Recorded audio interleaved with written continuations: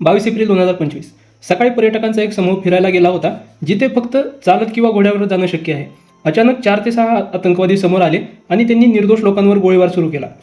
हा गोळीबार अंधाधुंद नव्हता, तर आतंकवाद्यांनी या पर्यटकांना पहिले तुमचा धर्म कोणता हे विचारलं. कन्फर्म करण्यासाठी लोकांची पॅन्ट देखील उतरवली गेली. अजान पडायला लावली.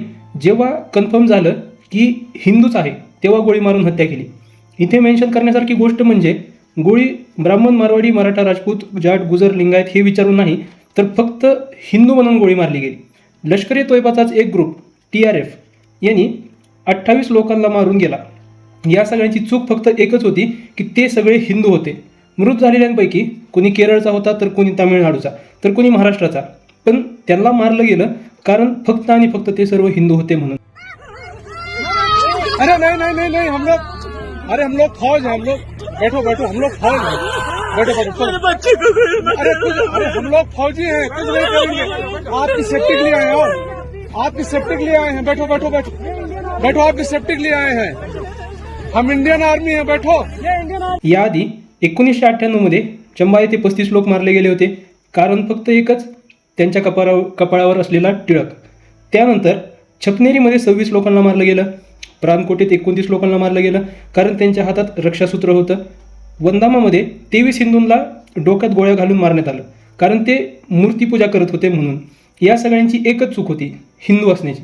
असे शेकडो उदाहरणं आहेत काश्मीरमध्ये, जिथे फक्त हिंदू असल्यामुळे त्यांच्या शरीरात पितळ भरलं गेलं होतं. एवढंच नाही, तर बांगलादेशमध्ये एअरपोर्टवर जो गोळीबार केला होता, तेव्हा पण त्यांनी नाव आणि धर्म विचारून, तसंच पॅन्ट उतरवून हिंदू असल्याची खात्री करून त्या लोकांवर गोळ्या झाडल्या होत्या. Because they were Hindus. पण हिंदू या सगळ्यावर चूप आहे, कारण इथं हिंदू कोण आहे? इथं तर ब्राह्मण, राजपूत, मराठा, गुर्जर आणि जाट आहेत, जे या गोष्टीवर लढत आहेत की महाराजा सुहेलदेव कोण होता, कोणाचा होता, पृथ्वीराज चव्हाण कोणाचे आहेत, किंवा मिहिर भोज कोणाचे आहेत. 28 हिंदू मारले गेले. त्यातील एक नेव्ही ऑफिसर होता, 7 दिवसाआधीच लग्न झालं होतं. तो नेमका तिथे हनीमूनला गेला होता. नाव होतं लेफ्टनंट विनय नरवाल, जे की जॅट कम्युनिटीशी बिलॉंग करतात. पण या 26 वर्षीय ऑफिसरला त्यांच्या जातीमुळे नाही, तर हिंदू असल्यामुळे मारलं गेलं. बाकी मोदीजींनी कडीनिंदा ट्रेंड सुरू केलेलाच आहे. अमेरिका, रशिया, युरोपियन संघ, तसंच अनेक शेजारील देशांनी या घटनेची निंदा केली आहे. तसंच USच्या चीफ सेक्रेटरी यांनी सांगितलं आहे की कोणत्याही परिस्थितीत हे अस्वीकार्य आहे.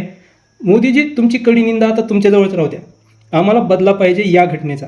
झेलम नदीत पाण्याऐवजी या आतंकवाद्यांचं रक्त वाहिलं गेलं पाहिजे, एक्झॅक्टली तसंच जसं इस्रायलमध्ये केलं गेलं होतं. फैसला जज्बाती होकर ही लिया जाता है. हम लोग इतने मैच्योर बनते हैं कि पाकिस्तान ने 1993 में बॉम्बे में बॉम्ब ब्लास्ट करे, कितने वो किलो RDX लेकर आए, इतने लोगों को मार दिया, 26/11 करा. जज्बाती नहीं होना चाहिए. पार्लियामेंट पे अटैक कर दिया, जज्बाती कभी नहीं होना. अक्षरधाम मंदिर में अटैक कर दिया, कभी हम लोग जज्बाती नहीं होते. हजारों लोग कश्मीर में मार दिए, जज्बाती मत होना. पंजाब में आग लगाती, जज्बाती मत होना. कभी जज्बाती मत होना. हमारे जज्बात क्या हम लोग लाश हैं क्या कि जज्बाती नहीं होना? Are we dead bodies? नहीं. देखिए ना, मैं आपको बताता हूं कि ये मारते रहेंगे आपको, पाकिस्तानी फौज मारती रहेगी. आप जब तक पाकिस्तानी पंजाबी फौज की लाशें उनके गांव में नहीं पहुंचाएंगे, या आतंकवादियों को मारना छोड़िए. हाफिज सईद दुश्मन नहीं है, आसिम मुनीर दुश्मन है. दुश्मन को पहचाने आप लोग प्लीज, ये मेरी रिक्वेस्ट है. Please recognise your enemy. It is General Asim Munir, it is not Hafiz Saeed, is it not Maulana Masood Azhar और सैयद सलाउद्दीन. ये दुश्मन नहीं है आपके, दुश्मन है आपका पाकिस्तानी आर्मी चीफ. जब तक आप दुश्मन को नहीं, आप घास आपको काटनी पड़ेगी. नाविका, मानिए आपका घर है, घर के आगे घास है, लॉन है, आप घास काटते हैं ना, इसमें घास का दोष नहीं होता, लेकिन घास कटती है. पाकिस्तान घास है, आप हर हफ्ते घास काटिए, या अपनी औकात में रहेंगे. हम लोग चुप, हम लोग बड़े मैच्योर हैं, पता है, हमें एक मैच्योरिटी है. 20 बंदे मार दिए, 28 मार दिए, कोई बात नहीं. We are very mature. क्यों? पाकिस्तान कारगिल के ऊपर चढ़ दौड़ा. हम लोगों ने क्या बोला? लाइन ऑफ कंट्रोल पार नहीं करेंगे. क्यों नहीं पार करेंगे? पाकिस्तान के पास न्यूक्लियर वेपन्स है. क्या पाकिस्तान ने कारगिल में आने से पहले सोचा था कि इंडिया के पास न्यूक्लियर वेपन्स है? सारी मैच्योरिटी दुनिया भर की ठेका हम ही नहीं ले रखा है कि हम मैच्योर है, कल वो 50 और मार देंगे, हम बोलेंगे नहीं, वी आर वेरी मैच्योर. जज्बाती होकर फैसला नहीं लेना चाहिए हमें. कोई तो एक दिन ऐसा आएगा कि जब इतनी लाशें इकट्ठा हो जाएंगी हिंदुस्तानियों की कि हम जज्बाती होकर फैसला लेंगे. कुछ होगा ना, 1000, 2000, 10,000 मरेंगे जब यहां पे हिंदू, उस दिन हम जज्बाती होकर फैसला. कल ये 2 टके का बांग्लादेश आपको आंखें दिखा रहा है, 2 कौड़ी का बांग्लादेश, 2 रुपए की औकात नहीं है. ये आंखें दिखा रहा है. जज्बाती होकर फैसला मत लीजिए, जज्बाती होकर फैसला, that's okay, I am fine.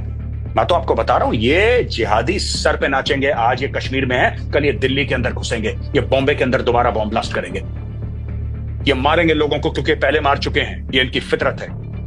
इनके सर आपको काट के, जब पाकिस्तानी पंजाबी फौज के सर काट के आप सजाएंगे ना लाइन ऑफ कंट्रोल में, तब इनको औकात याद आएगी। The GOC 15 corps is a special forces officer, he is from the special forces, 15 corps commander. Tell the government to task the GOC, sir चाहिए इनके, खाली कर देंगे पूरी की पूरी लाइन ऑफ कंट्रोल। क्या बात करती है, हमारे बंदे मार के। इंडियन आर्मी ऐसी नहीं है मैडम, आप एक बार आदेश दीजिए, ये तांडव करेंगे मौत का लाइन ऑफ कंट्रोल पे। पाकिस्तानी फौज को पता नहीं लगेगा मिसाइल कहां से गई कहां से आई। HME पत्रकार देवेंद्रजींनी सांगितलेलंच आहे, HME पत्रकारांनी तरी आतंकवाद्यांना फक्त गनमॅन असं नाव दिलेलं आहे, कारण त्यांच्यासाठी आतंकवादाचा कोणताही धर्म नसतो। त्यामुळे नरेंद्र मोदींना एकच रिक्वेस्ट आहे की आतंकवाद्यांचा धर्म विचारूनच त्यांना पण गोळ्या घालाव्यात, गाडण्याऐवजी त्यांना जाळून टाकावं। हिंदूंना पण रिक्वेस्ट आहे की दहशतवाद्यावर कारवाई करण्यासाठी हिंदूंनी सरकारवर दबाव टाकावा, कारण जेव्हा मर्यादा संपते तेव्हा शस्त्र हे उचलावंच लागतं।